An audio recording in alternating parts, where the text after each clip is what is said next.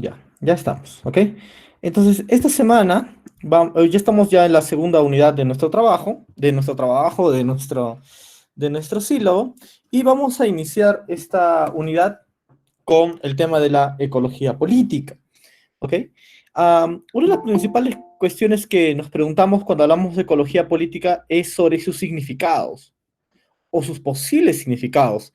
Profesor, ¿es lo mismo ecología política que política ecológica o que ecologismo político, ¿no? O política de la ecología o políticas ecológicas? Tienen que ver, pero no es lo mismo. Entonces vamos a ir poco a poco nosotros a lo largo de estas sesiones viendo, ¿ok? A profundidad a qué se refiere la ecología política y sobre todo por qué es tan importante hoy en día en los nuevos enfoques antropológicos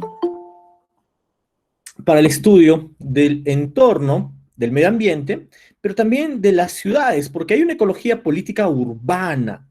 Y de eso vamos a conversar ahora, ¿ok? Miren, una cuestión que tenemos que ir analizando ahora nosotros, ¿ok? Es entender cómo surge la ecología política, ¿ok? Y en ese panorama,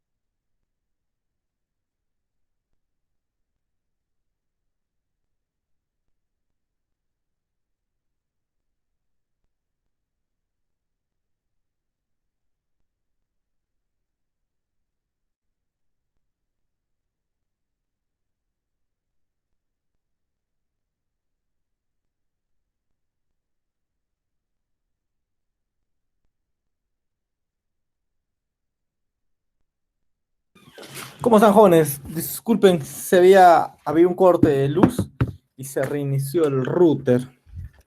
No se preocupen. Ok, finalmente tenemos todavía baterías para continuar. Cualquier cosa fácil.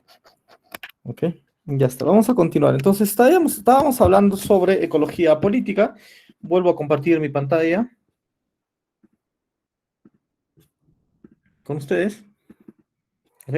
Y habíamos dicho que, listo, para las personas que llegaron un poco tarde también, que a veces confundimos el término ecología política con otros términos, como política ecológica o ecologismo político, ¿listo? O políticas ecológicas, con ese,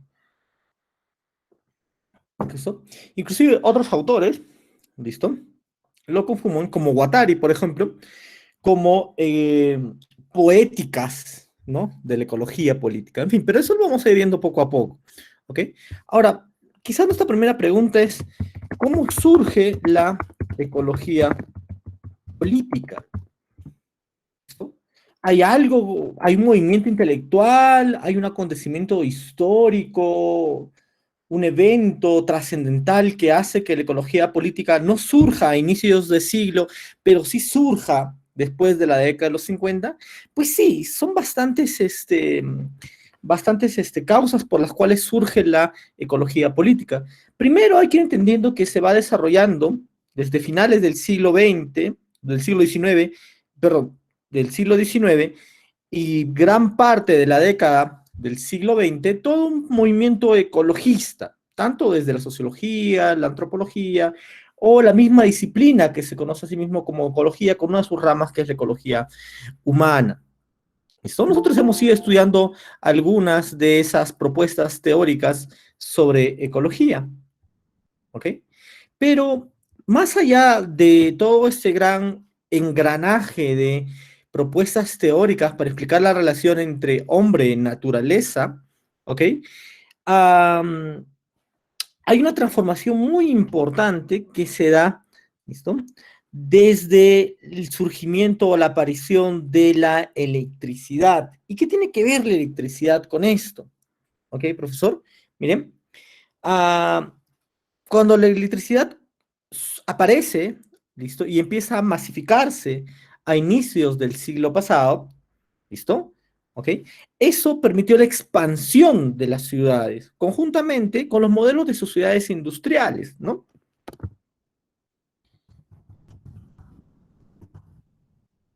Ustedes ya conocen seguramente el modelo de Chicago, el modelo californiano de las ciudades cuando han estudiado antropología urbana, ¿no? Entonces, las ciudades empiezan a expandirse bajo los modelos industriales, ¿ok? Y esos modelos industriales vienen acompañados de modernidad, ¿ok? Tecnología, modernidad. Pero no solamente eso trae como consecuencia a la vez, ¿listo? Y o paralelamente, ¿listo? Grandes conflictos sociales. Quizás los más recordados del siglo pasado son las dos grandes guerras mundiales, ¿listo?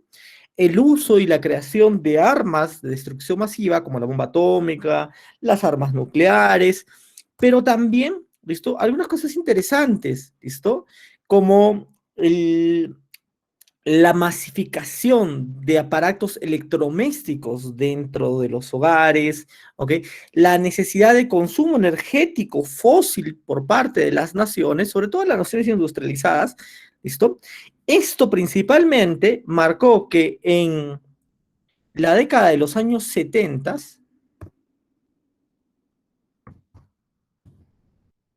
que en la década de los años 70 del siglo pasado se dé lo que se conoce como un punto de quiebre. Este punto de quiebre, básicamente, ¿listo? Es un desafío teórico, ¿listo? No, pero ¿qué es esto de un desafío teórico? ¿Qué es un problema teórico para responder? Sí, algo así, ¿ok? El desafío teórico que surge en los años 70, ¿sí? ¿Ok? Sobre todo a raíz de las guerras del petróleo en Medio Oriente, ¿listo? Y con Estados Unidos, ¿listo? Pone a los académicos y a los intelectuales, ¿listo? A empezar no solamente a entender la relación naturaleza individuo o naturaleza sociedad, ¿ok? Sino de ir resolviendo los problemas prácticos de esa relación.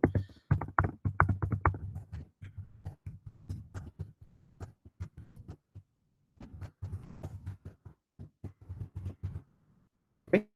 Miren, si uno comienza a ver también el surgimiento de la ecología política, también va a ir paralelamente con el surgimiento también y expansión de la antropología del desarrollo.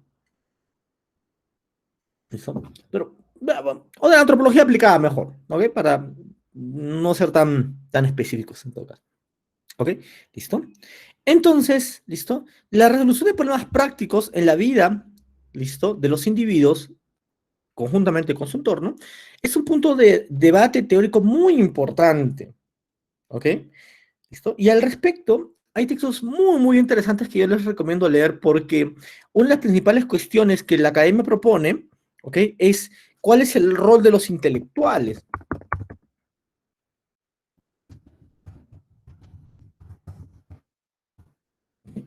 Ahí, por ejemplo, ¿ok? Tenemos un bonito texto, si alguno quiere revisarlo, ¿ok? Que es el texto de Bourdieu, por el capital intelectual. Uh-huh. ¿Está? Este es. ¿Ok? En este texto, Pierre Bourdieu, que también hace mención, ¿listo? ¿Ok? A una crítica que se le hace sobre su trabajo llamado Algeria 64, que es un trabajo etnográfico, que es el único trabajo etnográfico que se ha traducido al español de él, ¿listo? ¿Ok? Lo que él hace en una de esas partes es responder a esas críticas, ¿listo? Manifestando básicamente, ¿listo? Su posición como intelectual y sobre cómo los intelectuales, ¿listo? Deben estar al margen, pero estar dentro también de la resolución en la toma de decisiones políticas. El poder, dice, ¿listo? No solamente radica en el campo político, sino también en el campo intelectual, ¿listo? Es decir, el conocimiento. ¿Ok? Ya está. ¿Listo? Entonces, durante los años 70, gran parte de las naciones en el mundo no tenían regulaciones medioambientales, ¿ok? ¿Listo? Ni para la extracción de recursos naturales, ni para la explotación de esos mismos recursos, ¿ok? Entonces, se generaban así muchos tipos de contratos o muchos tipos de prácticas que iban de una forma u otra rompiendo los ecosistemas, desfragmentándolos, alterándolos o modificándolos, ¿no? ¿Ok? ¿Listo? Entonces, ¿listo? Es en ese punto, en la década de los 70, ¿ok? Donde vamos a empezar a hablar justamente de un tema muy importante que es el desarrollo sustentable. ¿Ok? Esto seguramente ustedes ya lo han visto con el profesor Lolo. Yo todavía recuerdo que lo había visto con él inicialmente, hace muchos años atrás. Pero el desarrollo sustentable es una de esas primeras propuestas teórico-prácticas para ir comprendiendo este punto de quiebre. ¿Ok? Marca este punto de quiebre, si lo quieren llamar así. ¿Ok?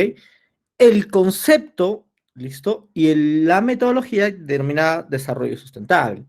¿Ok? ¿Listo? Aquí, por ejemplo, hay una cosa interesante que nos dice Edward Barbier.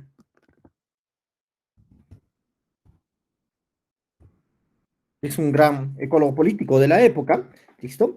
Entonces, él dice que en los años 70 podemos considerar el inicio de la ecología política por dos cuestiones fundamentales.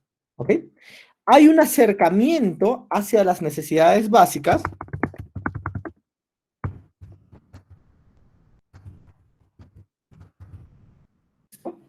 No solamente por parte del Estado, sino también como campo de estudio de las ciencias sociales. Ojo, ¿listo?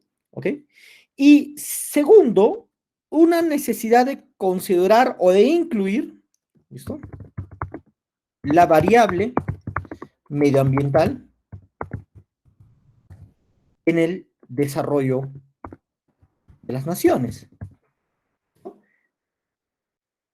Miren, eso también ha sido interesante porque también inclusive ha logrado como calar los modelos de subdesarrollo en Latinoamérica.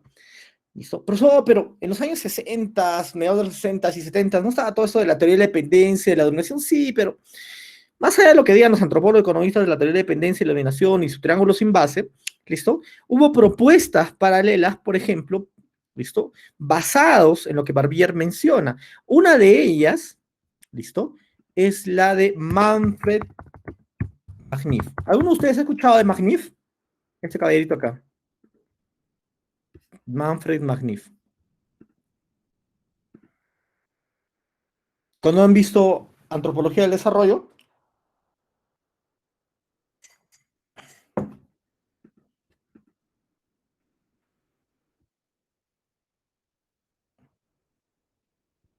nadie escucha Magnif, señores. Magnif es como conocer quién fue San Judas Tadeo, ¿no? ¿Listo? Magnif, ¿listo? Era un economista latinoamericano, ¿ok? Muy importante en la década de los 70 y en los 80. Y él propuso, ¿dónde estamos? Pero esto no es. Y él propuso, acá, Manfred Magnif. Y propuso una teoría y modelo, ¿listo? Denominado, ¿listo? El desarrollo de las necesidades humanas a escala. Magnif pensaba justamente lo que nos dice Barbier. Él decía que el problema de los modelos de desarrollo, y porque en consecuencia se generaban procesos de subdesarrollo, pobreza, educación muy pobre, ¿no? Falta de acceso a viviendas, falta de servicios públicos de calidad, ¿listo? Destrucción del medio ambiente, todo eso, se veía que los modelos de desarrollo imperantes en la época, sobre todo, le va echando la culpa a la teoría de la modernidad. Ahora, la teoría de la modernidad se han escuchado, ¿ya? ¿Listo? Porque la teoría de la modernidad es básicamente, en el caso peruano, hablar de bicos, ¿no? El ejemplo de bicos, ¿no? Entonces, él decía que ese era el principal problema de esos modelos, ¿ok? Que centraban, ¿listo? La finalidad, lo que él llama objetivo teleológico, ¿ya? ¿Listo? Del desarrollo a lo económico, a la generación de las riquezas, ¿listo? Y la consecuencia de esto ya es, pues, abocarse a la sociedad y a las necesidades humanas. Pero Magnif decía una cosa muy distinta, decía, ese enfoque está mal, porque el desarrollo, ¿hacia dónde debe estar orientado? Hacia la generación de riquezas o hacia las personas que puedan satisfacer sus necesidades para que ellos mismos puedan generar riqueza, ¿no? ¿Ok? Es un modelo muy conocido. Magnif vino muchas veces al Perú, murió hace poco tiempo atrás. Era más casito de la Universidad Católica, ¿listo? Pero bueno, ¿listo? Entonces, eso es como una cosa que nos decía Barbier, ¿no? Sobre los años 70, ¿no? ¿Ok? ¿Listo? Ahora, una cosa también importante es lo que sucede en el año 1972. ¿Ok? En este año muy específico, ¿ok? Se va a, se van a reunir intelectuales muy importantes, ¿ok? Denominados o agrupados en lo que se conoce como el Club de Roma. Ahora, el Club de Roma no es un club de caballeros, de esos que te estás imaginando, no, sino que este club, ¿listo? Es un conjunto de intelectuales y políticos con formación intelectual, ¿listo? Inclusive hasta tecnócratas, ¿ah? Con una orientación mucho más intelectual, ¿ok? Que comparten una visión en conjunto. Quien estaba a cargo, ¿listo? De este Club de Roma, ¿listo? Es una ecóloga llamada Donella Meadows. Así, Donella Meadows. ¿Ok? Entonces, ellos, ¿listo? Se van a reunir, ¿listo? Y después de varias reuniones que hacen en Estados Unidos, lo hacen en la Universidad de Massachusetts, en el MIT, ¿ok? Ellos van a escribir y van a publicar un libro, que es un libro muy interesante, que se llama Los límites del crecimiento.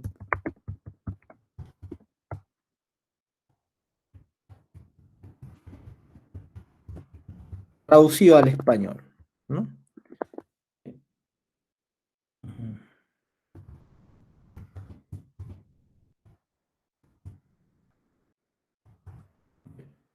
sé si esté en el texto en español, no sabría decirles, ¿listo? Pero este es el texto, ¿no? ¿Ok? Este es el texto original, esta es la copia que yo tengo, ¿ok? Ahora, ¿qué nos propone Donella Meadows, que acá se lee primero su nombre, ¿ve? ¿Ok? ¿Qué nos propone Donella Meadows en este conjunto de trabajos? ¿Ok? Ellos, ¿listo? Van a desarrollar un modelo de simulación informático, ¿listo? Un programa, si quieres llamarlo así, ¿no? ¿Ok? ¿Listo? Ya está. Entonces, este modelo de simulación computacional, ¿listo? Va a estar orientado a comprender cuáles son las consecuencias de la interacción entre los seres humanos y la naturaleza. ¿Ok? Es un modelo matemático. Miren, ya en los años 70 se pensaba ya, ¿listo? En modelos prospectivos, ¿listo? Y modelos explicativos que puedan analizar las consecuencias. Y eso, miren, paralelamente, por ejemplo, a todos aquellos que quieran dedicarse a relaciones comunitarias, conflictos sociales, ¿ok? Ese modelo de Meadows, ¿listo? Fue posteriormente, ¿listo? No sé, vamos a decir, modificado, alterado, adaptado, ¿listo? Para comprender modelos de conflictos de desarrollo, conflictos sociales basados en sistemas de espiral, ¿ok? Es bien interesante ese tipo de modelos. ¿Listo? No sé si ustedes han visto cuando han visto relaciones comunitarias o relaciones sociales, no sé. Pero es un modelo interesante ver, me gustaría ver, pero no podemos ver. Yo le digo porque yo trabajé como relacionista comunitario en dos entidades, una pública y una privada, y en ambos utilizaban ese mismo modelo. De ahí es que donde me acuerdo el tema de Meadows. En fin, pero bueno, ¿listo? Profesor, y en este texto que ellos publican, ¿listo? Después de haber aplicado este modelo computacional sobre las consecuencias de la relación entre seres humanos y naturaleza, ¿qué concluyen finalmente? ¿No? Porque es necesario conocer ese texto, ¿ok? Ellos, miren, ya a inicio de los años 70 van a ir concluyendo que la tendencia actual del crecimiento poblacional, no solamente en los grandes países, sino a escala mundial, paralelamente con los procesos de industrialización, recuerden que en 70 se hablaba de la ciudad, de la sociedad postindustrial inclusive, ¿ok? Tercero, la contaminación ambiental, ¿listo? Y la masificación a escala global de la producción de alimentos, que trae como consecuencia también, ¿listo? La disminución de recursos, sobre todo los recursos no renovables, ¿ok? Va a generar un panorama, ¿listo? A un periodo de 100 años, es decir, en el 2070, prácticamente hoy día en 40 años, ¿ok? ¿Listo? Donde nuestro país, ¿listo? Va a alcanzar los límites de su crecimiento. ¿Ok? Entonces, esto es, dice Meadows, por ejemplo, se presenta como algo súbito y incontrolable. ¿Ok? Ya está fuera de nuestras manos, o en todo caso, ella piensa que en el futuro ya va a estar, por más acciones o medidas que nosotros queramos hacer, pues, ¿listo? Ya va a ser incontrolable, ¿no? ¿Ok? Pero ella apunta quizás más a que el principal problema ¿listo? De la relación, relación entre individuo y medio ambiente, ¿ok? Es la explosión demográfica.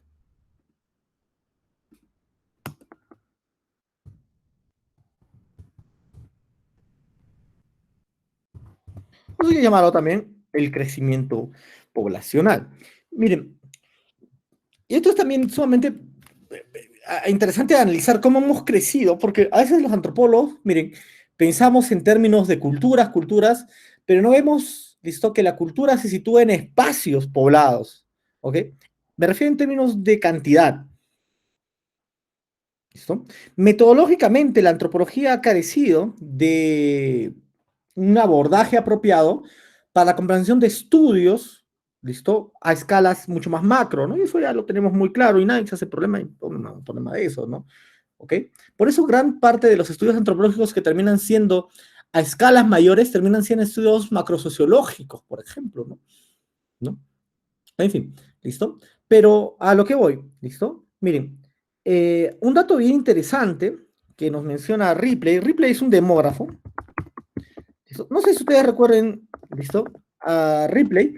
Ripley es ese demógrafo que dijo que ya más o menos a inicios del siglo pasado, de este siglo, decía que si todos los chinitos saltaban al mismo tiempo, se producía en el mundo un sismo de 6.9, ¿no? Para ver la cantidad de chinos que había, ¿no? Pero Ripley también menciona una cosa interesante, ¿ok? Él menciona, por ejemplo, que la población en el mundo, miren, cuando Jesús nace en el año 0, hasta el año 1000, en plenas guerras santas, la población en el mundo solamente había crecido 10 millones de personas. No es mucho 10 millones de personas en 1000 años, ¿no es así?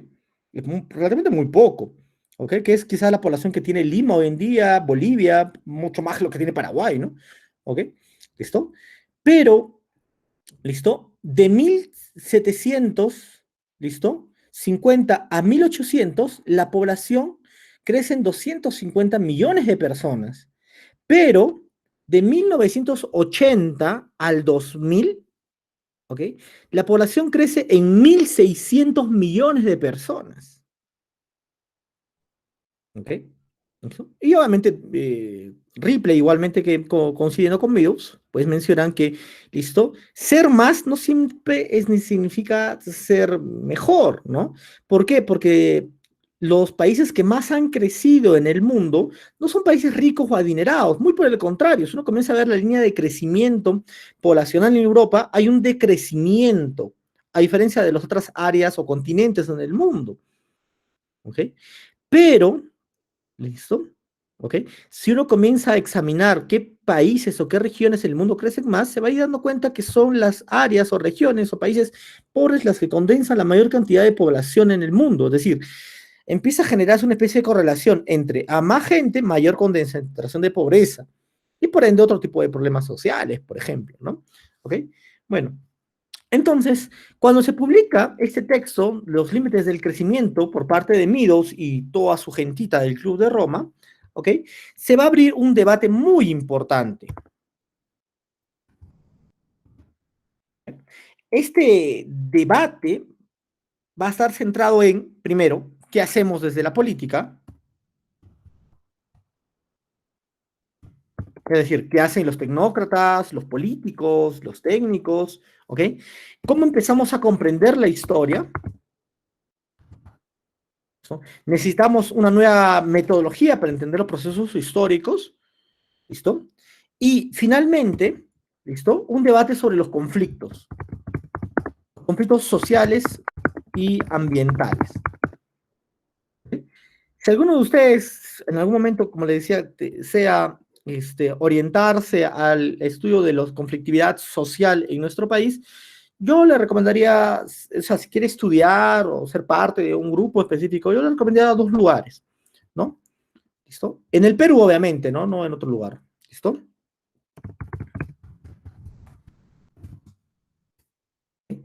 El Centro de Análisis y Resolución de Conflictos Sociales de la PUC es bien interesante porque no solamente tiene una visión muy antropológica, sino también demográfica de los conflictos sociales en nuestro Perú. No tienen una maestría en conflictos sociales, pues si alguien quiere hacer una maestría o una segunda especialidad, tienen cursos, pero es muy, muy interesante. La certificación que te da también es muy buena, ¿ok?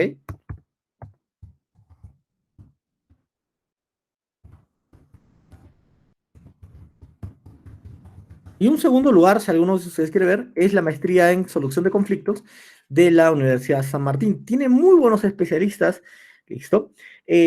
La diferencia, profesor, entre la PUC y la San Martín, que la PUC tiene los técnicos, la San Martín, perdón, tiene los técnicos, o sea, los que están en el aparato estatal trabajando, ¿listo? En los conflictos, ¿ok? Sobre todo tiene bastante profesores que trabajan y han sido encargados de la UEFA, ¿no? ¿Ok? ¿Listo?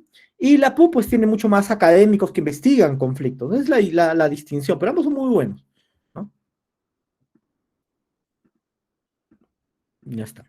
Entonces, miren, el debate que habla este texto es sobre qué hacemos desde la política, cómo empezamos a emprender los procesos históricos, ¿listo? Y qué conflictos sociales y mentales ha traído toda esta relación entre individuo y sociedad, ¿no? ¿Ok? Ahora, profesor, pero ¿y los antropólogos no dicen nada al respecto? O sea, o seguíamos en los años 70 pensando en materialismo cultural, en ecología multilineal, ¿no? No, sí, de hecho aparece una figura muy importante en la antropología, ¿no? ¿Ok? Erich Wolf. Ustedes van a poder explorar un poco más de lo que yo les voy a mencionar en el texto de Dolor Comas, que está en el aula virtual, ¿ok? Que es sobre la ecología política y la antropología social. ¿Listo? Pero, ¿qué hace Erich Wolf o qué nos dice Erich Wolf desde la antropología? ¿Ok? Wolf publica un texto, ¿listo? ¿Ok? Que se llama Ownership and Political Ecology, que no está traducido al español, ¿ok? Pero en este texto, Wolf nos va a mencionar, ¿listo? ¿Ok? Desde su punto de vista. Recuerden que Wolf había trabajado bastantes temas sobre campesinado, ¿sí? ¿Ok? Y cómo, listo, el pensamiento y los sistemas europeos había influenciado en los sistemas campesinados, en sociedades industriales basadas en economías de campesinados, ¿no? Entonces, listo, en el texto que yo les mencioné sobre Ownership and Political Ecology, Wolf va a exponer cómo las reglas locales de la propiedad y la herencia dan la mediación que se tiene entre las presiones que llegan desde la sociedad en general y las exigencias del ecosistema local. Entonces, lo que básicamente Wolf nos trata de mostrar en este texto, ¿ok?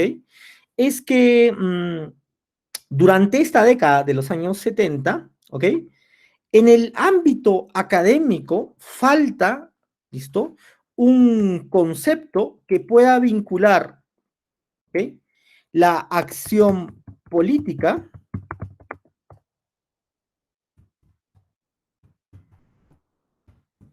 y la acción intelectual o actividad intelectual, ¿no? ¿Listo? Para comprender, ¿listo? Cómo las sociedades predominantemente agrícolas o con mayor relación al entorno se vinculan no solamente social o culturalmente con el entorno, sino que también hay una acción política en esa vinculación. ¿Ok? ¿Listo? A eso, ¿listo? Se le va a ir conociendo como ecología política.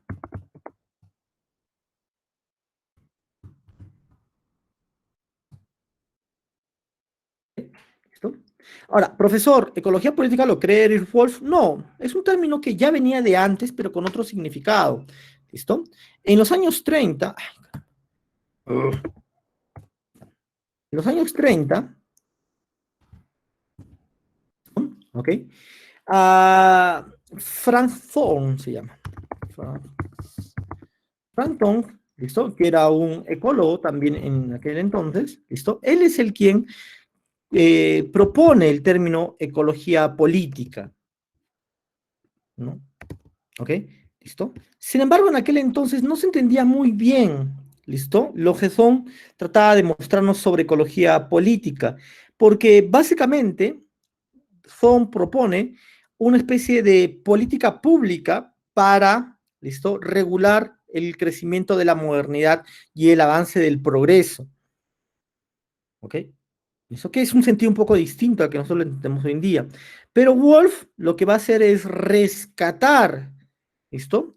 Justamente el término de son, ¿listo? Para decir, miren, cuando hablemos de ecología política, hablemos que las relaciones entre individuo y medio ambiente no solamente son sociales o culturales o económicas, son también políticas. Hay una ecología política de defensa, comprensión de los espacios, ¿no? ¿Ok? Ya está. Entonces, listo. En los años 70, como les dijo anteriormente, gracias a la publicación de Meadows, listo, y gracias también a Eric Wolf, es que el concepto de, antropología, de ecología y política se va a sentar ya en el lenguaje académico. Profesor, no se ve la diapositiva. ¿No? No. Ay, chispas. Y yo como loquito mostrándole cosas. A ver, ahora.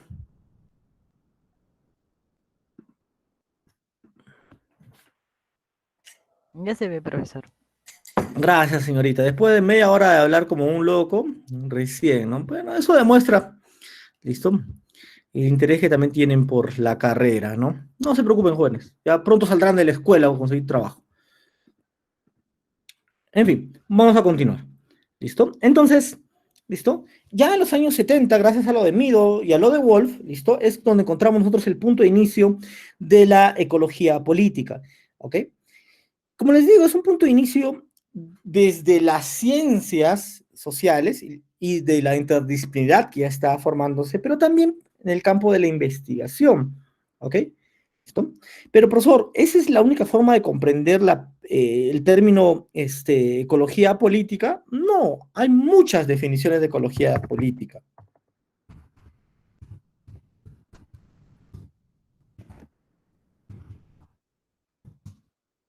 ¿Ok? Y esas definiciones, ¿listo? ¿Ok? Son importantes entenderlas porque cada una de ellas nos proporciona, ¿ok? Una visión muy interesante y particular de algún contexto específico de nuestra realidad. ¿Ok? Ahora, ustedes ya seguramente comprenderán de que las teorías nos ayudan a explicar la realidad, pero hay que comprender también la epistemología de las teorías, o la epistemología del conocimiento, básicamente, ¿no? ¿Ok? ¿Cómo se construye ese conocimiento para poder entender los límites y posibilidades de la teoría? ¿Ok? Si alguien piensa que hay una teoría que lo puede explicar todo, por lo menos en ciencias sociales, no. Quizás hay teorías en el campo de las ciencias físicas formales que pueden explicar universalmente cierto tipo de procesos, etcétera, pero en ciencias sociales, ¿listo? No, ¿listo? ¿Ok? En fin, ¿listo? Ya está. Entonces, miren, ¿listo? Cuando surgen estas dos propuestas de Meadows y de Wolf, van a surgir muchos otros, ¿listo? Académicos que van a tratar de también, ¿listo? Orientarse al campo de la ecología política y ir definiendo también qué es la ecología política. Ward y Dubos, ¿listo? Son quizás los primeros, después de los que hemos visto, en hacer esto. Ellos, en el año 1972, ¿listo? Escribieron un texto, que es un texto muy bonito, que se llama Solo hay una tierra, Only One Heart. ¿Sí?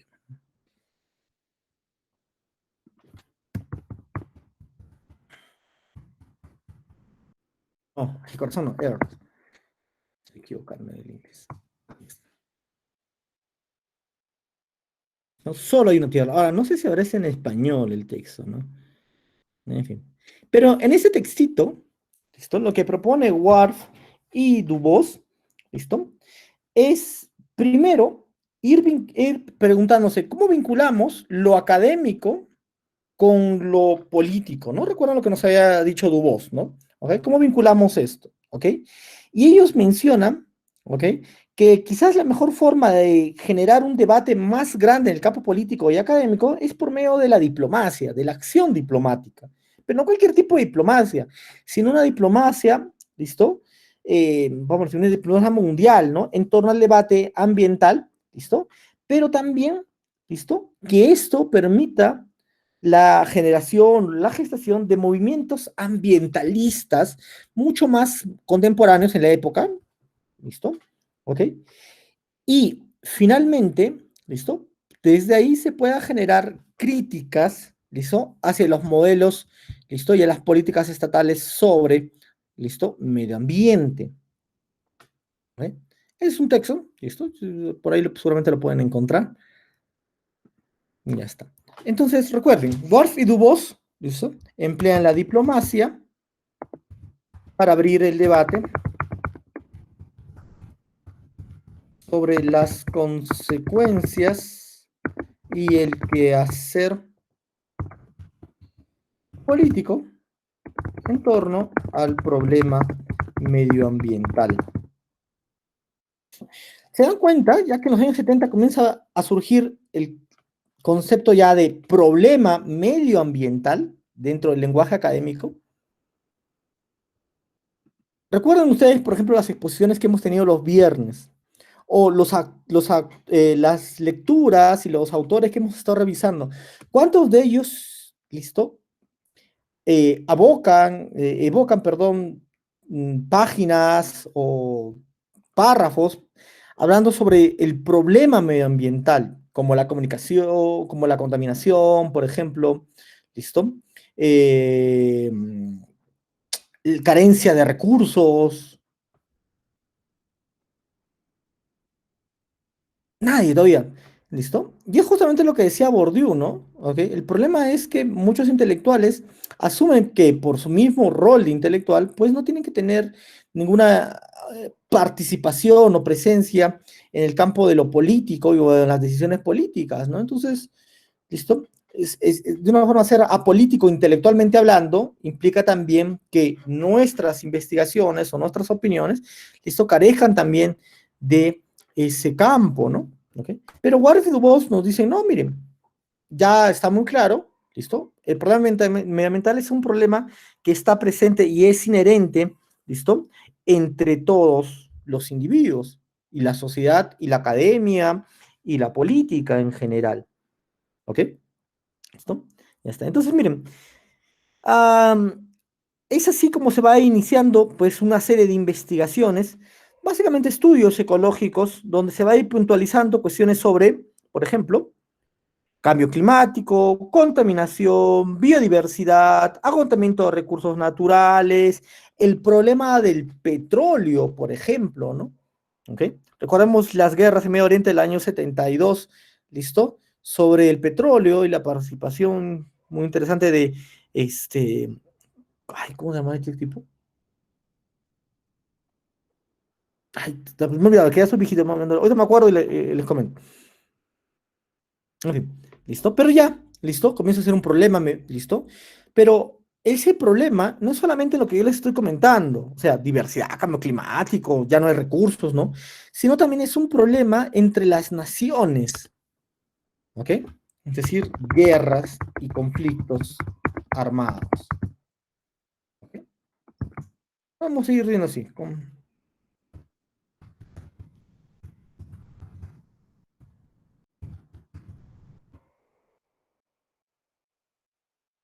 Diversidad,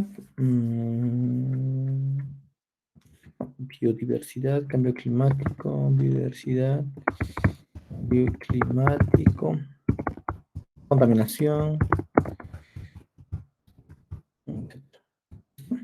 Entonces, en esta década, los conflictos podríamos, o los problemas ambientales, podríamos dividirlos en dos grandes ramas, ¿no? ¿Ok? Las guerras, ¿listo? Y la escasez y consecuencias, ¿no? Contaminación. ¿Y qué pasa en los años 80 entonces? ¿Listo? Todo esto va a permitir que en los años 80, ¿listo? El panorama varíe un poco, que el debate también varíe un poco, ¿ok? En este tiempo, en esa década, perdón, ¿listo? Cuando ya empezamos a hablar del debate, ¿listo? O hacernos entender sobre lo que llamamos el asunto ecológico, ¿listo? Era agregarle un punto más, ¿listo? Conciencia, ¿ok? Entonces, la conciencia de los individuos por el cuidado del medio ambiente y por el futuro. Recuerden que dentro del concepto mismo de sostenibilidad y sustentabilidad hay siempre una mirada hacia el futuro, ¿ok?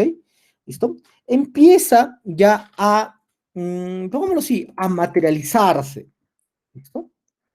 Esto se materializa no necesariamente en la sociedad explícitamente hablando, sino en las políticas públicas. Entonces, las políticas públicas empiezan a incluir dentro de sus agendas este asunto medioambiental, este problema medioambiental. ¿Ok? ¿Listo? Entonces, pero profesor, ¿esto solamente en países desarrollados? No, en países desarrollados, en países periféricos, ¿no? ¿Ok? Y es interesante la forma en cómo se va concibiendo un aparato teórico conceptual para poder incluir, ¿listo?, el debate académico en el campo de la política pública. Hay términos que ustedes seguramente conocen, ¿no? Como gobernanza, prevención, cooperación, protocolos, protección, ¿ok? Esos términos se van de una forma u otra acuñando para una comprensión política y una acción política por parte de los estados hacia ese problema medioambiental, ¿no? Recuerden también que en los años 80, uno de los principales problemas que llamó la atención del mundo es la protección de la capa de ozono. Hoy en día ya el debate sobre la capa de ozono, hombre, ya pasa de vez en cuando, ¿no? Cuando hay una noticia rara, pero en los años 80, inicios de los 90, era un tema de casi todos los días, ¿no? ¿Ok? Bueno, yo creo que en los años 80 todavía, en mediados no había nacido, pero en los 90, cuando yo era muy niño, por ejemplo, recuerdo que en todos lugares había campañas para cuidar el medio ambiente, de no fumar, por ejemplo, no botar, no quemar llantas, no quemar basura, proteger al medio ambiente, los árboles como pulmones, ¿no? Y de hecho, eso inclusive llegó a vincularse, por ejemplo, en este lado del mundo, nuestro país, inclusive en las políticas educativas, ¿no? ¿Ok? Una de las cosas que yo recuerdo mucho, por ejemplo, en los años 90, cuando yo estaba en la escuela, ¿ok? Era que lo que se llama hoy día formación ciudadana, ¿listo? Entonces, en aquel entonces se llamaba educación cívica, nos conllevaba mucho a, primero, temas sobre desastres naturales, sobre todo terremotos. Teníamos muchísimas campañas sobre qué hacer frente a los terremotos y todas las demás cosas que no sé si lo tengan ahora. ¿Listo? Pero bueno. Y segundo, protección del medio ambiente. Temas sobre reciclaje, temas, por ejemplo, sobre no botar la basura a la calle, temas como, por ejemplo, plantar árboles, ¿no? Regalar plantas, ¿listo? Nos dejaban tareas hasta quinto de secundaria de hacer esas cosas, ¿no? Y un día inherentemente uno lo va reproduciendo en su vida cotidiana, por ejemplo, ¿no? Pero es una generación quizás un poco más antes que la de ustedes, ¿no? ¿Ok? Pero bueno, lo importante es que en los años 80, continuando con nuestra hilación de ideas, ¿ok? Es que el problema medioambiental empieza a incluirse no solamente en la conciencia de las personas y en el debate académico o en el debate político, sino también empieza a materializarse en acciones concretas, ¿listo? Plasmadas en políticas públicas, ¿no? Eso es una cosa interesante, ¿ok? Y ustedes pueden ir viendo cómo se va a ir formando, como si fuese una masita, ¿no? ¿Ok? La relación entre ecología y política, ¿ok? Ya está. Entonces, ¿cómo se comprende entonces, profesor, la ecología política, por lo menos a esta época? Hay un concepto que es uno de los conceptos más claves sobre qué es ecología política, y ese es un concepto de Wood y Schmidt. Wood y me acuerdo que es HMD. Okay. Schmidt. Schmidt. Así. ¿Listo? Ellos van a ir definiendo la ecología política, ¿listo? Como todos aquellos procesos económicos y políticos que determinan el o los modos en que los recursos naturales han sido y serán explotados. ¿Ok? Entonces, esta definición, ¿listo? No solamente es una definición conceptual, es una definición operacional, operativa, metodológica. Metodológica. Claro, porque, a ver, pónganse a pensar, ¿listo? La ecología política dice Wusch y Schmink, ¿listo? Que incluyen todos los procesos económicos y políticos que determinan el modo en el cual los recursos humanos son explotados o han sido explotados. ¿Ok? Entonces, esta definición, ¿listo? Va a permitir justamente poder, ¿listo? Comprender a la ecología política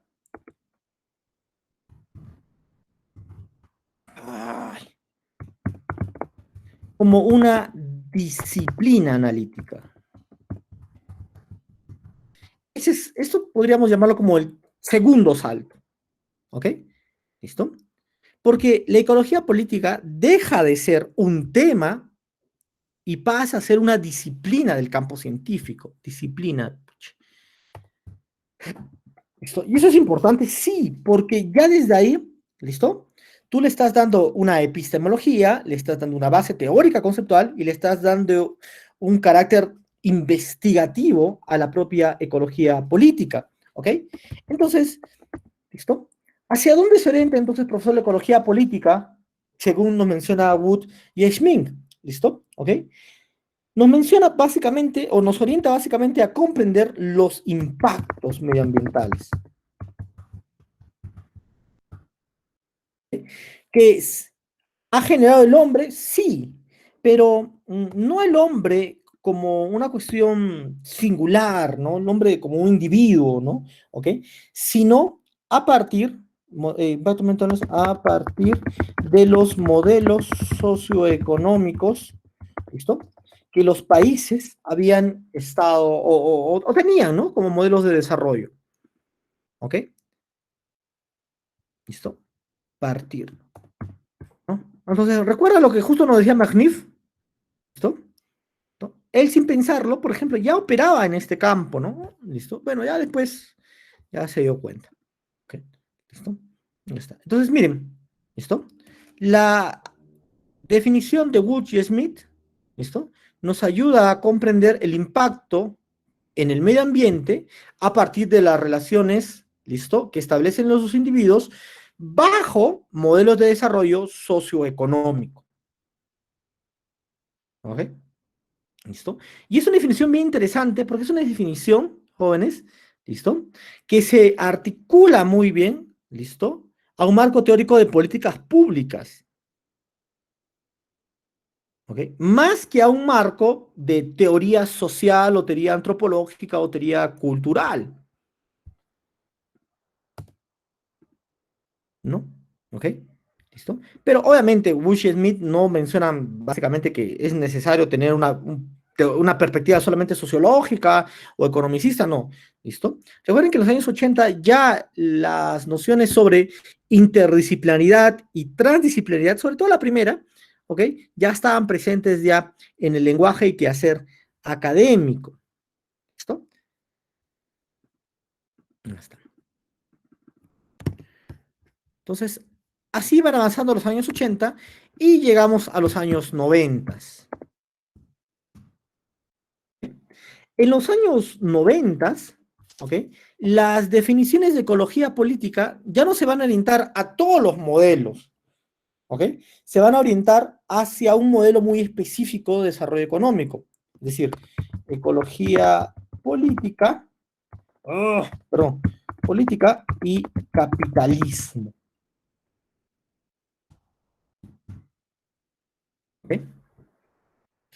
Ahora, el capitalismo se ha estudiado desde muchas fuentes y también desde la ecología política, o mejor dicho, desde la filosofía política sobre la ecología. Un texto que yo les recomiendo, así como les recomendaría rezar cuando están ya para desaprobar el curso, ¿ok? Es el texto de Deleuze y Guattari, con doble T, llamado El Antiedipo.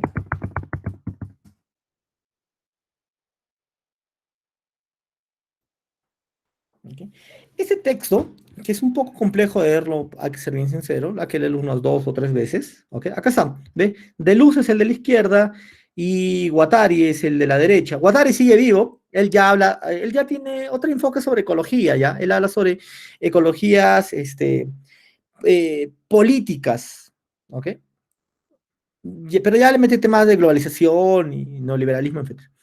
¿Listo? Acá tenemos otra foto de ellos. ¿Listo? Deleuze es un filósofo estructuralista y postestructuralista después muy importante también en el campo de la filosofía, la lingüística. Okay, la antropología no lo leemos mucho porque creo que no lo comprendemos tampoco muy bien. ¿Listo?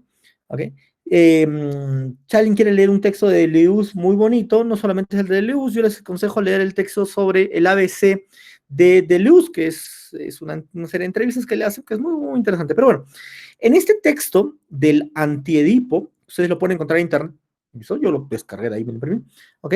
Ellos mencionan inclusive que el capitalismo, ¿ok? No solamente afecta la relación entre individuo y naturaleza, a lo que les llaman medio, ¿ok? Sino que inclusive va mucho más allá de eso, ¿ok? Y el capitalismo inclusive genera o desestabiliza, desestructura nuestras propias formas mentales de comportamiento. ¿No? ¿Okay? Es un texto muy, muy interesante, muy, muy bonito para leerlo, ¿ok? Lamentablemente no estamos en un curso de filosofía para leerlo, pero les aconsejo que lo lean, ¿listo? Sobre todo ustedes que quieran comprender que los análisis sobre el capitalismo no solamente son en términos económicos, sociales o culturales, sino también ¿listo? En el campo de la cognición, lo mental y lo comportamental, ¿ok? Y ellos generan un modelo de análisis que se llama rizoma, ¿listo? Como lo de las plantas, el rizoma, ¿te acuerdas? ¿Ok? Para entender, listo, justamente las consecuencias del capitalismo en la sociedad de los años 80. En fin, ya está. Pero bueno, en la década de los 90, el debate, como te decía, estaba diciendo anteriormente, se va a ir orientando a la ecología política y, listo, las consecuencias o efectos que tiene, sobre todo económicos, ¿no? El modelo capitalista de desarrollo, ¿ok? Ahora, aquí también el debate va a ir posicionándose, ¿listo? Sobre un tema, hoy día quizás ya no es tan interesante, ¿listo? Pero sí en aquel entonces fue un tema muy importante, que es el productivismo y el antiproductivismo.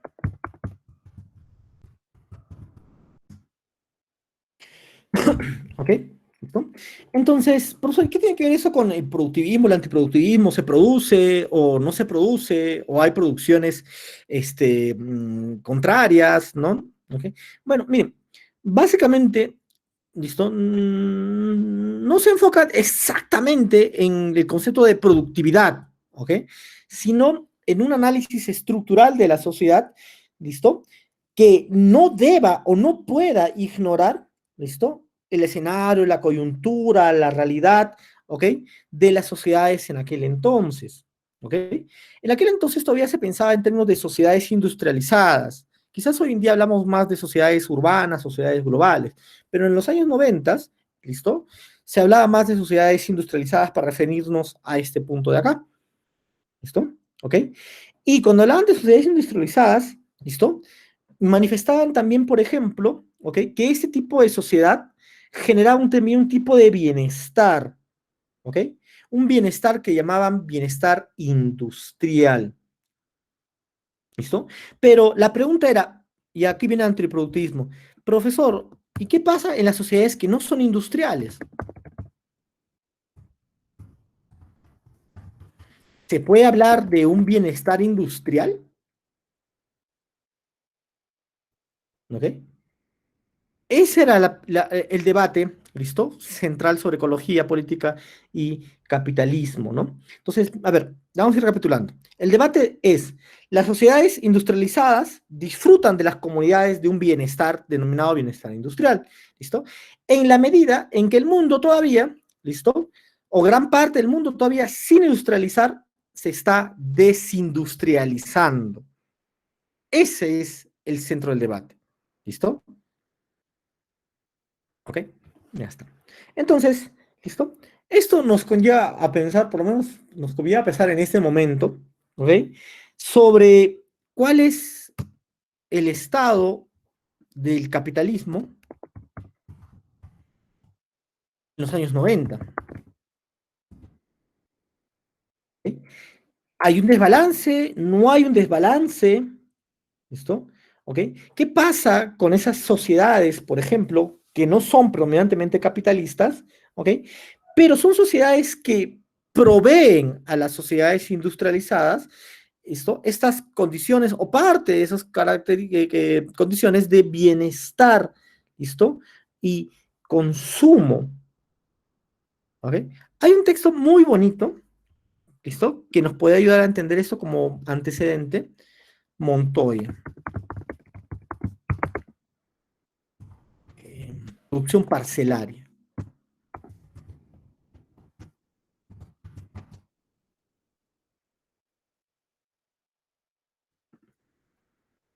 Este es. ¿Ok? ¿Ustedes han tenido la oportunidad de conocer al profesor Rodrigo Montoya? ¿O en eso todavía no ha podido venir por acá? No. Bueno, su hermano enseñaba en nuestra escuela, de hecho nos enseñó a nosotros cuando nosotros estudiábamos, ¿ok? Pero Rodrigo Montoya es quizás uno de los antropólogos aún vivos, sé que está un poco delicado de salud, conversamos de vez en cuando, ¿ok? ¿Listo? Pero él escribe justamente para su tesis de doctorado en Sociología en la Sorbona, ¿listo? ¿Ok? Sobre me estoy equivocando, ¿ok? A propósito del carácter predominantemente capitalista de la economía peruana actual, por ejemplo, ¿no? Y él menciona una cosa bien interesante, por ejemplo, él menciona, ¿ok? Que en la década de los años 60, inicios de los 70, cuando él desarrollaba su trabajo de tesis, de doctorado, ¿ok? Que el capitalismo llega a donde la gente quiere que llegue. O sea, hay lugares donde hay mayor presencia, listo, de capitalismo que en otras, y el capitalismo inclusive llega hasta las comunidades de Ayacucho, donde él escribe el texto, ¿ok? ¿Listo? Pero no llega a todas partes, dice, ¿no? ¿Listo? Llega hasta ciertos puntos, como por ejemplo los mercaderes. Él menciona en el texto, por ejemplo, de un familiar suyo que es mercaderes, y los mercaderes, por ejemplo, menciona él que eran esas formas en cómo los individuos se vinculaban al capitalismo por medio del consumo, ¿no? Consumo de alimentos, consumo de ropa, préstamos, porque los mercaderes antes también funcionaban como bancos, ¿no? ¿Ok? ¿Listo? Y a eso llamaba él, ¿listo? Capitalismo y luego no capitalismo. ¿Ok? Que es otro de los textos también bien bonitos que tiene Rodrigo Montoya, ¿no? Eso. Para pensar la sociedad de los años 60 y 70, obviamente, ¿no? Hoy en día ya el profesor Rodrigo Montoya ya ha disparado un poco ya a otros lugares, pero bueno, en fin, ¿listo? Entonces, como les estaba contando, en los años 90, ¿listo? El centro del debate era la ecología política y el capitalismo, básicamente las consecuencias de las sociedades capitalistas por o en contraposición a las sociedades, ¿listo? Que se alejan un poco más de sistemas capitalistas como modelos de desarrollo, o los tienen de todas formas, o los tienen de cierta manera fragmentados, parcializados, como en el caso peruano. El capitalismo, cuando llega al Perú, es una de las cosas más interesantes que uno se puede imaginar, porque el capitalismo, ¿listo? Llega en los años 90 no, casi digo presidente, con nuestro, todavía aún vivo presidente Fujimori, ¿no? En fin, ¿listo? No está. Entonces, el debate está justamente centrado en eso, ¿no? En analizar a la sociedad de forma estructural, ¿listo? Sobre las consecuencias, ¿listo? O desbalances del desarrollo capitalista, ¿no? Pero también en los años 90, ¿listo? Va a surgir una figura muy importante que se llama Roger Cale.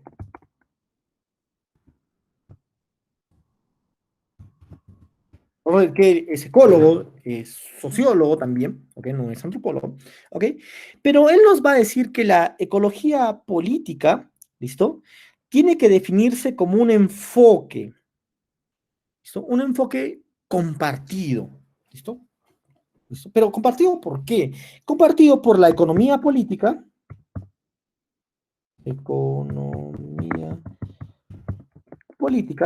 y los estudios sociales. Ese es el lugar de, de la ecología política, dice Cale. ¿Listo? ¿Ok? Pero, ¿por qué? ¿Por qué menciona esto, profesor? ¿Qué le hace pensar a Cale que la ecología política, ¿listo? Es como el hijo de la economía política y de los estudios sociales, o uno de sus hijos en todo caso, ¿no? ¿Ok? Él menciona que esto se debe básicamente a que el objetivo central de la ecología política es comprender la relación entre sociedad y medio natural. ¿Listo? Relación entre la sociedad y, ¿listo? Mundo natural. Pero solamente por eso, pero profesor, los autores anteriores, Nido también decía lo mismo, ¿no? Wolf también estaba diciendo lo mismo, ¿no? Sí, pero que él va a ir un poquito más allá que estos autores anteriores, ¿ok? Entonces, Cale, ¿listo? Va a incluir, ¿listo? ¿Ok? Algunos aspectos de análisis que no habíamos visto anteriormente, ¿listo? Para entender la relación hombre-naturaleza, ¿ok? Primero de ellos, mercantilización de los recursos naturales. ¿Okay? Recuerden que en los años 70 el problema es las consecuencias, ¿listo? En el mundo, consecuencias ambientales en el mundo a partir de la explosión demográfica, ¿no? En los años 80 la cosa va por establecer una ecología política orientada a la política pública, ¿listo? Para resolver problemas prácticos, ¿listo? Y en los noventas, recuerden, tiene que ver con ecología política y capitalismo, ¿listo? Ya está. Entonces, por eso, para qué era importante cuando pensábamos en la ecología política, uno de los campos de estudio de la ecología política es la mercantilización, ¿listo? A distintas escalas de los recursos naturales, ¿ok? Eso es una cosa importante de él. Segundo, menciona que, ¿listo? ¿Ok? Es importante incluir también, ¿listo? Algo que nos han dejado, ¿listo? En la década anterior. A eso le conocemos hoy en día como economía verde. ¿Han escuchado ustedes hablar del término economía verde?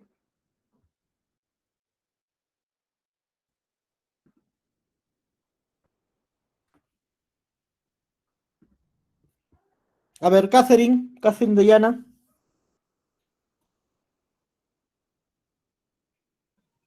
Sí, profesor. Buenas noches. ¿Ha escuchado usted hablar de economía verde? No, profesor. Gracias. Gianmarco Laguna.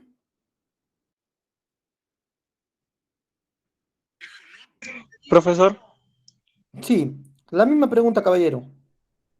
tengo una idea, profesor, pero no sé si estaré en lo correcto. Es más o No te menos preocupes. evocado a los riesgos ambientales o evocado al medio ambiente. Pero ¿qué cosa? ¿Abocado qué cosa? Como le digo, a los riesgos ambientales o a lo que es la ecología ambiental o escasez. Ya, sí, está bien. Listo. Vamos a ver a alguien más. Daniela Sea.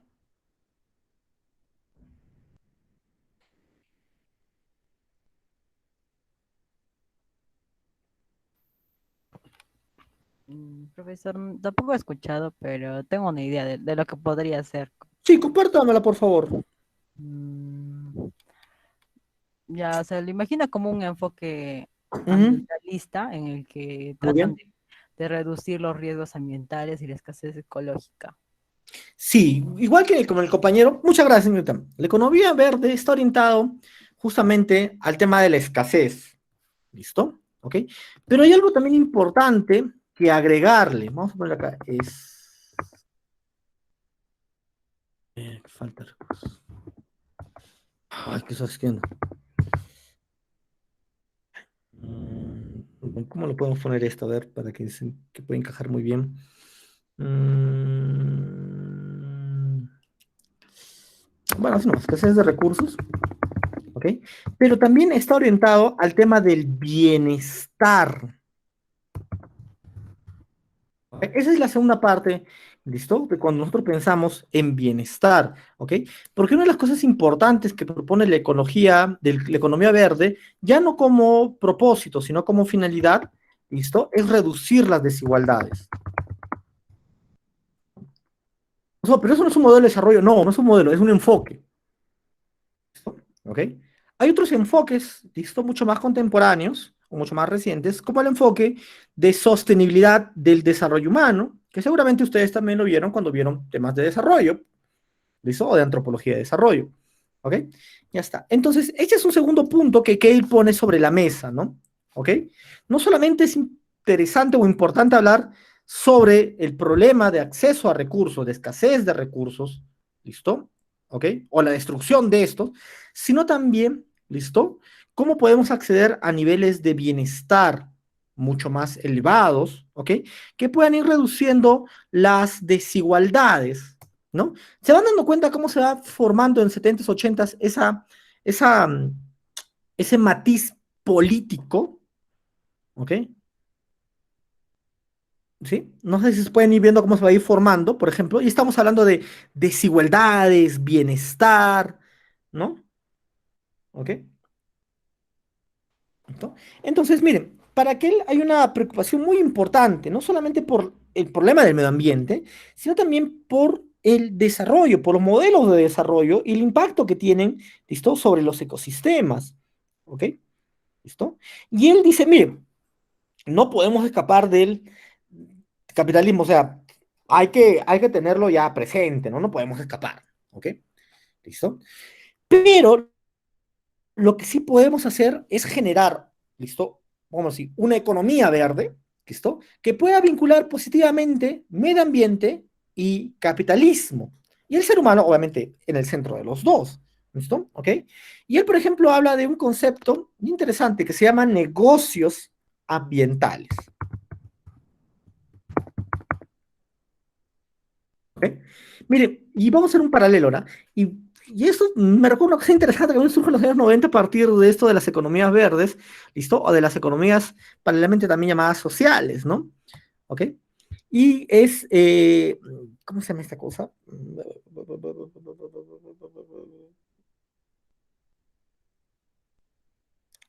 Ah,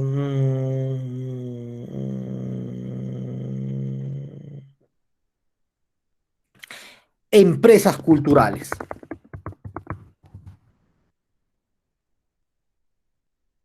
¿Ok? Mire, en los años 90, ¿listo? No solamente hay una idea de economía verde que se oriente a la relación entre capitalismo y medio ambiente, ¿no? Por medio de estos negocios ambientales, sino que en el campo de la cultura, ¿listo? ¿Ok? Se va a formar también paralelamente, ¿listo? Lo que se conoce como empresas culturales. Y ahí va a variar, ¿listo? El concepto de cultura, porque ya el concepto de cultura no lo van a formular necesariamente los antropólogos, sino los administradores.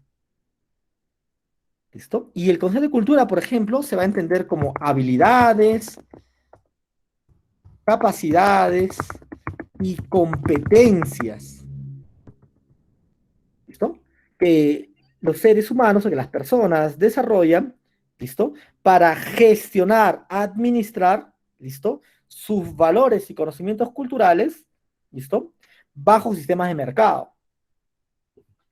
¿Ok? En fin, ¿listo? Pero sigamos con los negocios ambientales, ¿ok? Entonces, que él, ¿listo? Va a ir tratando de proponer esta idea de los negocios ambientales, ¿listo? Que puedan de una forma u otra paralizar, retener o modificar las consecuencias negativas del capitalismo sobre el medio ambiente, ¿no? Es una preocupación muy constante que él tiene, ¿no? ¿Ok? Porque los negocios ambientales, menciona él, no solamente generan un bienestar económico, sino también, ¿listo? Un bienestar humano.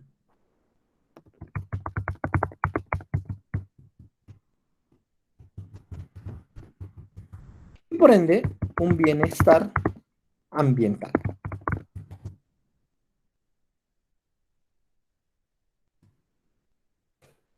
¿Ok? Pero son la década de los 90, jóvenes, ¿listo? ¿Ok? Eh, sí, podemos hablar ya de globalización en los años en la década de los 90, pero quizás pensar la globalización como la pensamos hoy en día, no. ¿Ok? Recuerden que aún mucha de la práctica social de los individuos todavía no se ha digitalizado en términos de una globalización tecnológica, ¿no? ¿Ok? Entonces, es una muy buena propuesta, la de Kale, listo. Sin embargo, es una propuesta quizás un poco inconsistente, es muy visionaria, sí, hay que reconocerle al caballero que tiene una visión muy interesante, muy futurista, ¿ok? Del asunto, pero bueno, es una forma en cómo él va a tratar de encontrar un balance, ¿no? Un equilibrio. ¿Ok? Ya está. Sigamos. ¿Listo? Entonces, en la década de los 90 las cosas van cambiando. Ahora, y listo, en el siglo XXI, profesor, ¿qué va a pasar? ¿Listo? Porque obviamente el nuevo siglo trae como consecuencias no solamente cambios en las sociedades, ¿listo? Que parezca raro, ¿no, profesor? Pero 1999, 2000, pues no hay mucho cambio. Sí, pero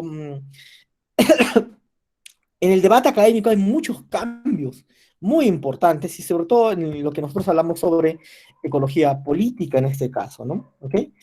Miren, ustedes saben muy bien que en 1990, ¿listo? En Jomtien, en una ciudad de Jomtien, ¿ok? Queda en Tailandia, se va a dar la famosa conferencia de las Naciones Unidas, donde se va a proponer el desarrollo humano, el enfoque de desarrollo humano, ¿recuerdan?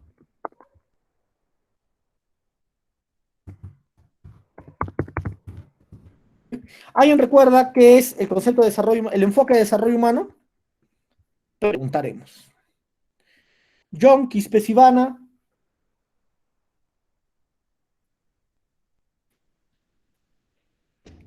señor John, Sí, sí, profesor. ¿qué comprende usted, qué entiende usted sobre el enfoque de desarrollo humano de la PNUD?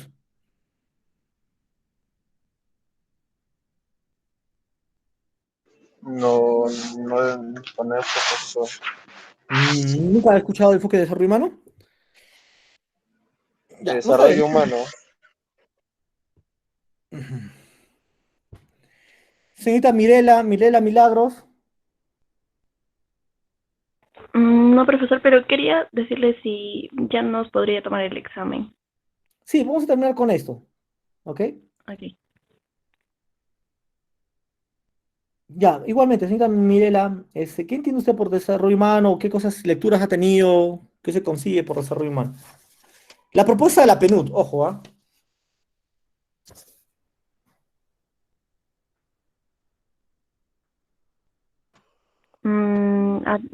Diría que como el ser humano ha ido pasando por momentos en los cuales va a ir cambiando, por así decirlo. No, señorita, no, no. Esto tiene que ver con desarrollo sociológico, ¿no? ¿Ok? A ver, Henry Mamani. Sí, profesor. Señor Henry, desarrollo humano de la PNUD. El crecimiento económico inclusivo. Bueno, o todos tienen algo inclusive, ¿no? Pero lo ajá, central del enfoque de desarrollo humano. eh,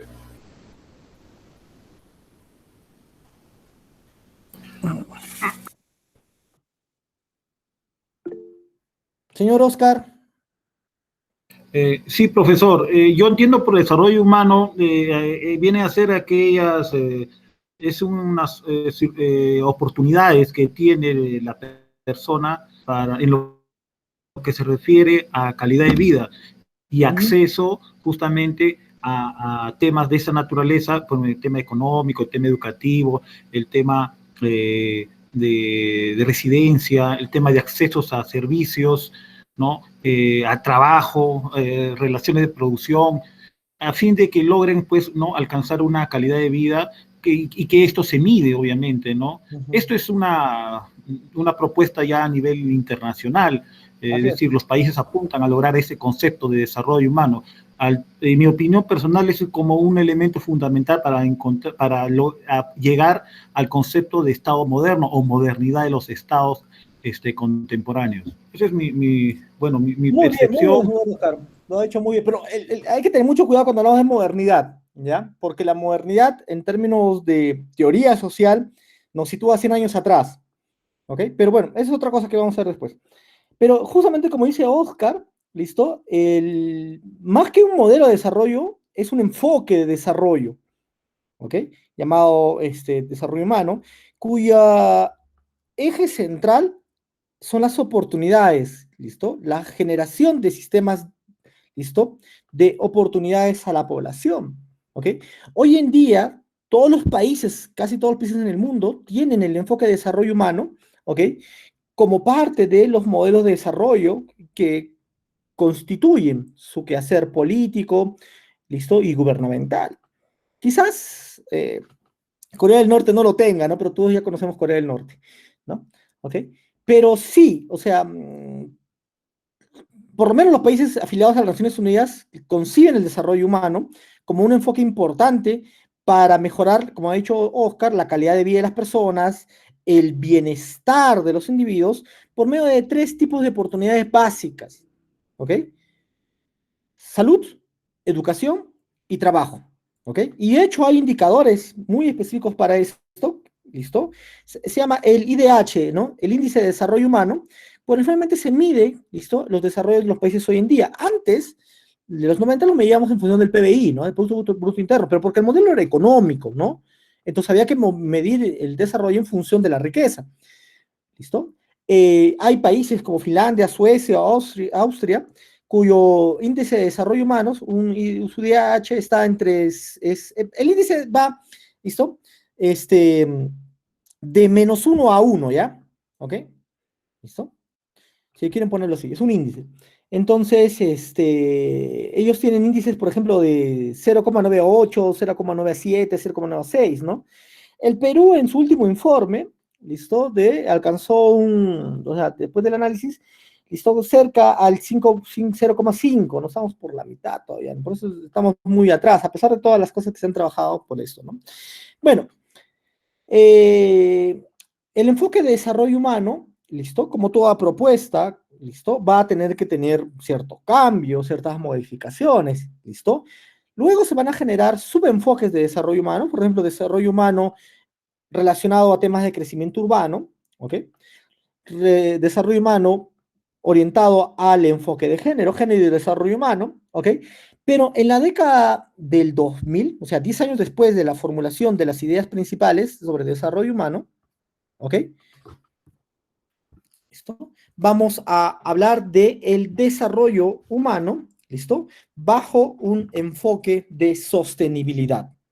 ¿Listo? De hecho, ustedes pueden poner acá sostenibilidad,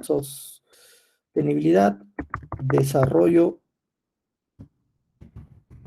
humano, y van a poder encontrar los principios básicos, ¿listo? No son fotos, son los textos. Informe.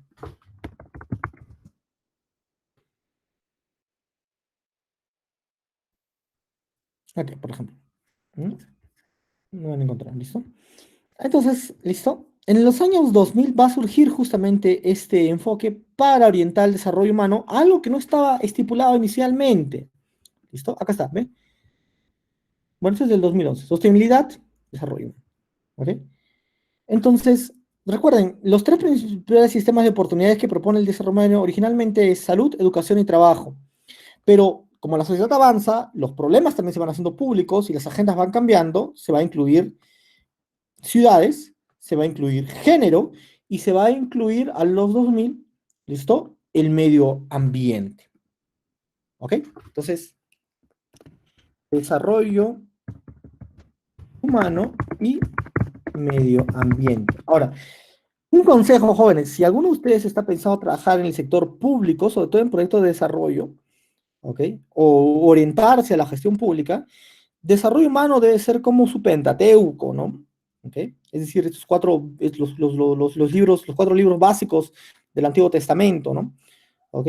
Porque se maneja desarrollo humano y todos nuestros informes, avances, desarrollos, inclusive si tú quieres ser una ONG y quieres postular a financiaciones o ayudas, parte de tu sustentación y justificación debe estar orientada a cumplir los objetivos, no solamente del milenio, sino también los objetivos del desarrollo humano. ¿Ok? Eso del objetivo del milenio lo vamos a ver también después, no se preocupe. ¿Listo? Que también es importante. ¿Listo? Ya está. Entonces, ¿qué es lo que propone el desarrollo humano y el medio ambiente? ¿Ok? Miren, ¿cómo hacemos esto? ¿Cómo podemos decir? Ya está. ¿Listo? Entonces, se va a concebir desde aquí un enfoque, ¿no?, muy particular sobre la ecología política. ¿Ok? ¿Por qué? Porque ya se está, ¿listo? A diferencia de la década de los 90 y de la década de los 80, ¿listo? No solamente incluyendo el tema medioambiental dentro de la política pública o en la comprensión de los modelos de desarrollo, sino como parte de los modelos de desarrollo.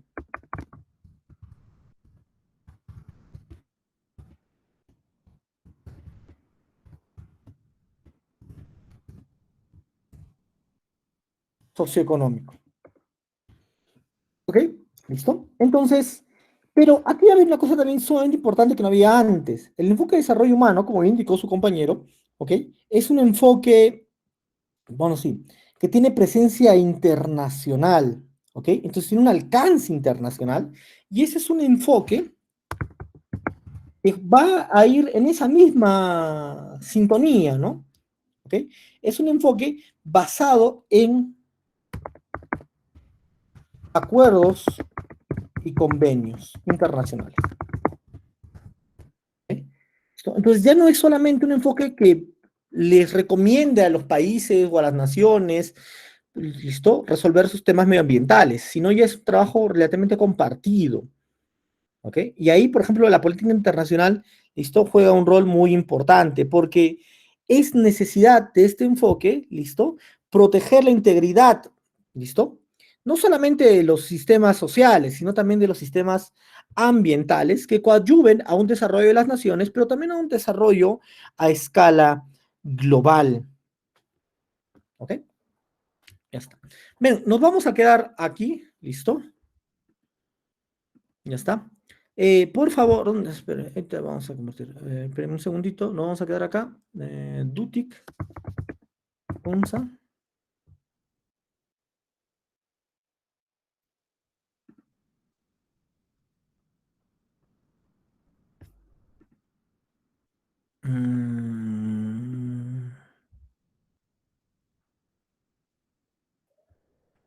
¿Dónde está? Antropología del ambiente.